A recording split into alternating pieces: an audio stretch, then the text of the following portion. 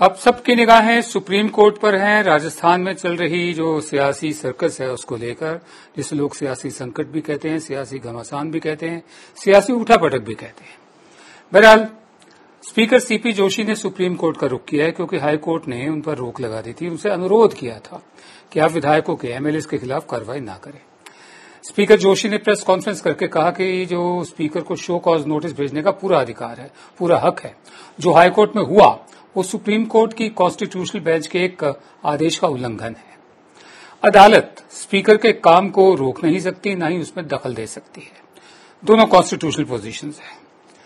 Speaker CP Joshi ने यह भी कहा कि स्पीकर किसी एमएलए को शो कॉज नोटिस भेजने या उसे डिसक्वालीफाई करने का पूरा अधिकार रखता है।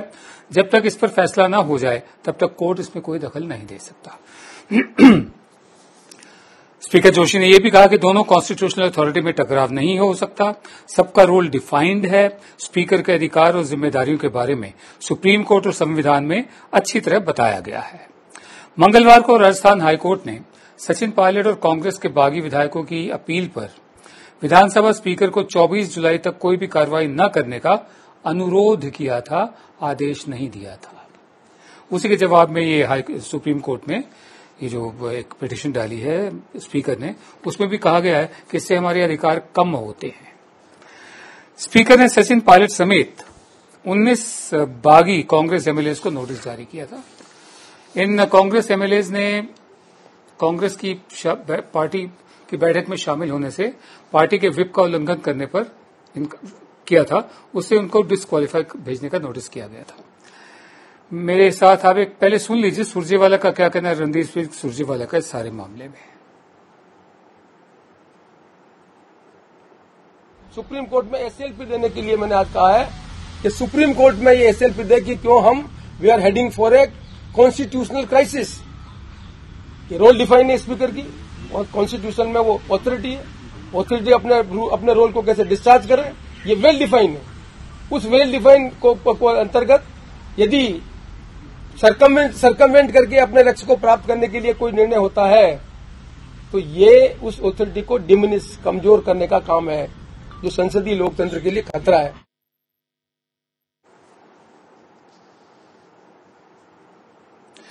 मैंने रणदीप सिंह सुरजेवाला बोल दिया था, उसकी माफी चाहता हूं। ये स्पीकर थे CP Joshi, doctor CP Joshi.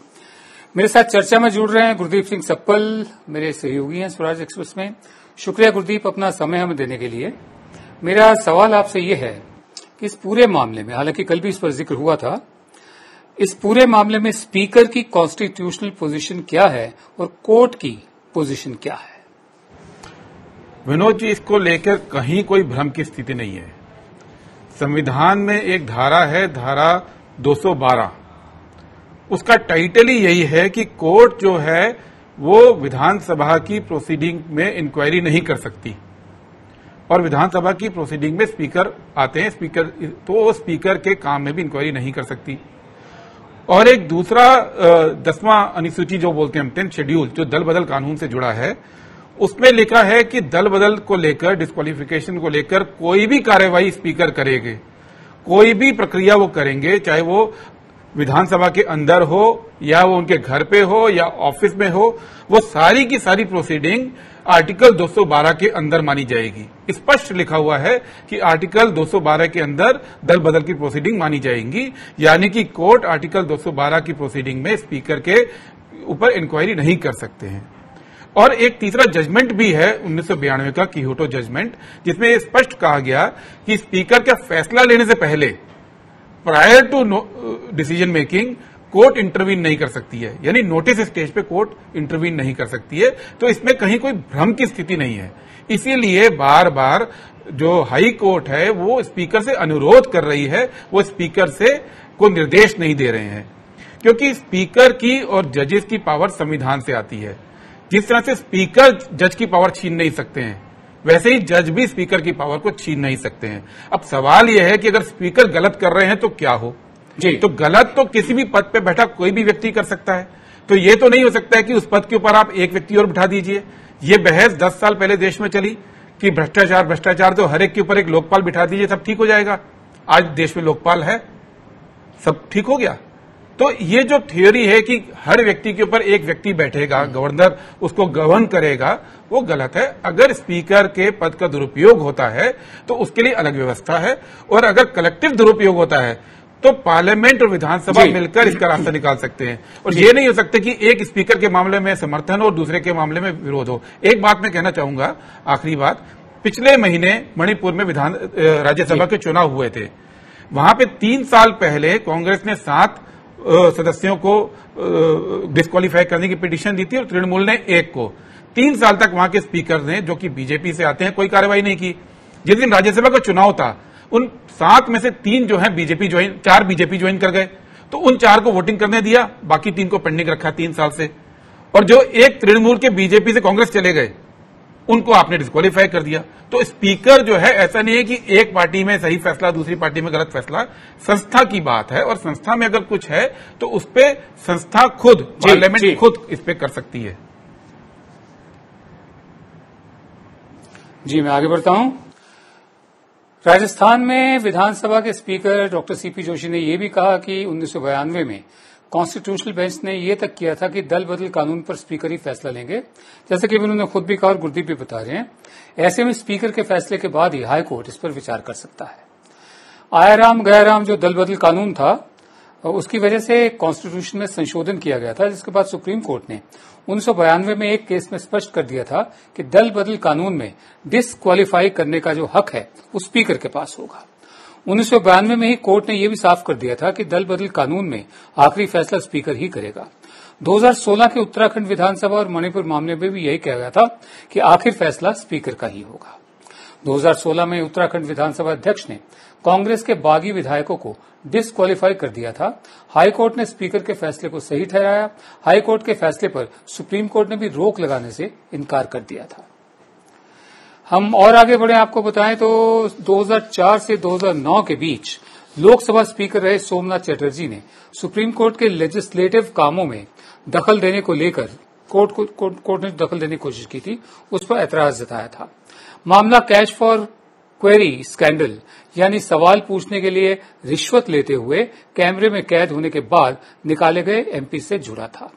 इस मामले में सोमनाथ चटर्जी ने सुप्रीम कोर्ट के नोटिस को मंजूर करने और कोर्ट में हाजिर होने से मना कर दिया था।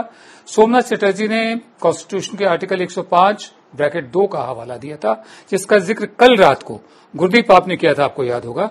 मेरा दूसरा सवाल आपसे यह है कि संसदीय विशेषाधिकार जो होते हैं और न्यायपालिका के अधिकार क्षेत्र, इसका जो संतुलन है जिसके बारे में आपने हमें बताया, इस मामले में ये केस किस दिशा में जाता देखते हैं आप?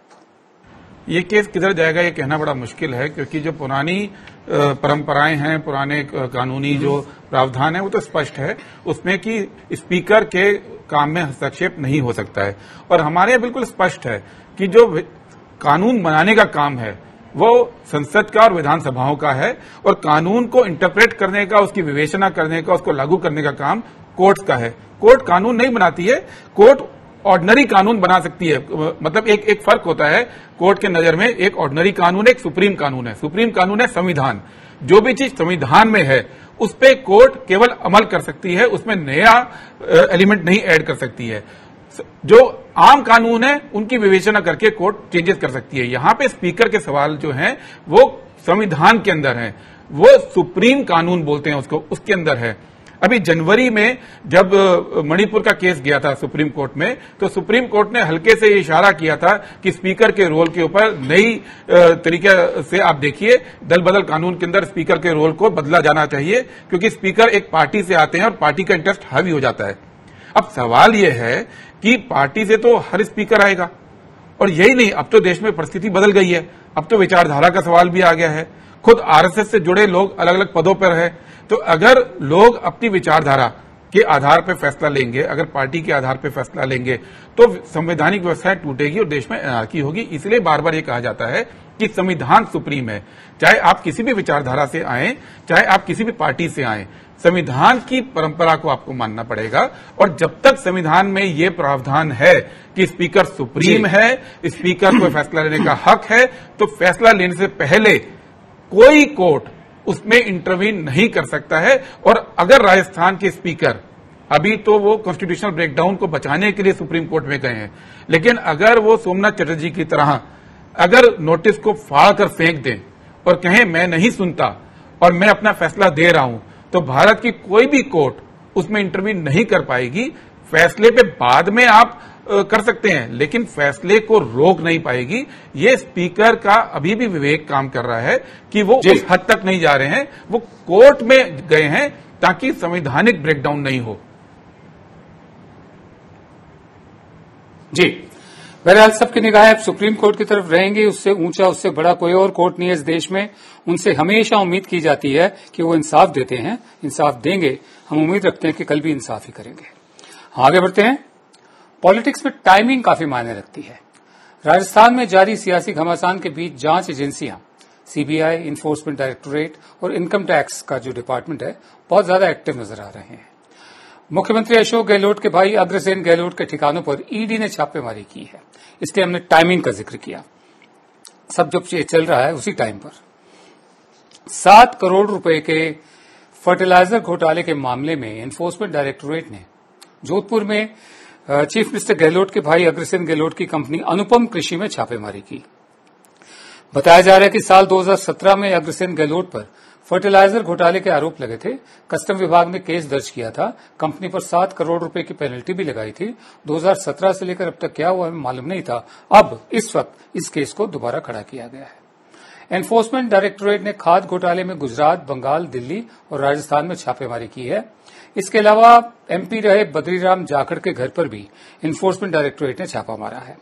13 जुलाई को इनकम टैक्स ने गहलोत के करीबी कांग्रेस नेता राजीव अरोड़ा और धर्मेंद्र राठौड़ के ठिकानों पर छापा मारा था। 20 और 21 जुलाई को सीबीआई ने कांग्रेस एमएलए कृष्णा पुनिया से पूछताछ की थी। उनसे पूछताछ एसएचओ विष्णुदत्त बिश्नोई की आत्महत्या के मामले में की गई थी। 21 जुलाई को उससे मतलब उसी दिन सीबीआई ने मुख्यमंत्री के ओएसडी देवराम सैनी को भी एसएचओ विष्णुदत्त के सुसाइड मामले में पूछताछ के लिए तलब किया था। कांग्रेस ने इसको रेड राज बताया है, रेड राज। मेरा अगला सवाल आपसे ये है, आखिरी सवाल है, इस टाइमिंग को आप कैसे देखते हैं? कांग्रेस का ये कहना है कि जब बीजेपी जनता की चुनी हुई सरकारों को गिराने में नाकाम रहती है तो ईडी और सीबीआई के छापे शुरू हो जाते हैं। ये एक आरोप भर है या इसमें आपको कुछ हकीकत दिखती है? इसमें तो सभी को हकीकत मालूम है विनोद जी। जो आरोप 17 में आया उस वक्त बीजेपी की सरकार राजस्थान में थी और बीजेपी की सरकार केंद्र में थी। 3 साल बीत गए, बीजेपी दोनों जगह थी उस वक्त, कार्रवाई क्यों नहीं हुई? ऐसी कौन सी बात हुई जो अचानक से, जबकि सरकार के ऊपर खतरा है और सरकार पलटने की कोशिश हो रही है, उस वक्त अचानक से क्या जानकारी मिली कि ईडी को छापा मारना पड़ गया? ये छापा 2 महीने पहले, 6 महीने पहले, 2 साल पहले, 3 साल पहले क्यों नहीं पड़ा? तो ये जो कोशिश बार बार होती है, इसको तो अब पूरा देश जानता है। सवाल ये है कि राजस्थान में ये उतना चल नहीं पा रहा है क्योंकि अशोक गहलोत की जो छवि है वो तीसरी बार मुख्यमंत्री बने हैं। वो पहले भी मंत्री रहे हैं और अभी तक विपक्षी लोग भी उनपे कोई भ्रष्टाचार के आरोप नहीं लगा पाए थे। उनकी एक छवि जो है, उनको वहां पे लोग जो कांग्रेस के अंदर भी और आम जनता में भी एक गांधीयन छवि के रूप में देखा जाता है, एक सिंपल लिविंग वाले।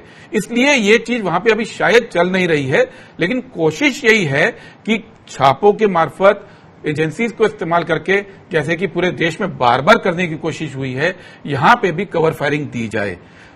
और ये कोशिश, ये देश में जो हो रहा है, ये प्रोसीजर बेस्ड नहीं है। क्योंकि प्रोसीजर होता है, उसमें शिकायत होती है, एफआईआर होती है, जांच होती है, छापा होता है, सजा होती है। ये नहीं होता है कि जब मन करे तब उठ के आप जांच करना शुरू कर दीजिए और जब मन करे आप जांच बंद कर दीजिए। जिसके खिलाफ मन करे जांच कर दीजिए, जिसके खिलाफ मन करे जांच बंद कर दीजिए। ये बनाना रिपब्लिक में होता है, ये एक किसी डेवलप्ड डेमोक्रेसी में नहीं होता है। डेवलप्ड डेमोक्रेसी में रूल ऑफ लॉ होता है। यहां पे रूल ऑफ लॉ नहीं दिख रहा है। यहां पे लॉ का इस्तेमाल, यहां पे इन्वेस्टिगेशन का इस्तेमाल अपने रूल के लिए करने की कोशिश हो रही है।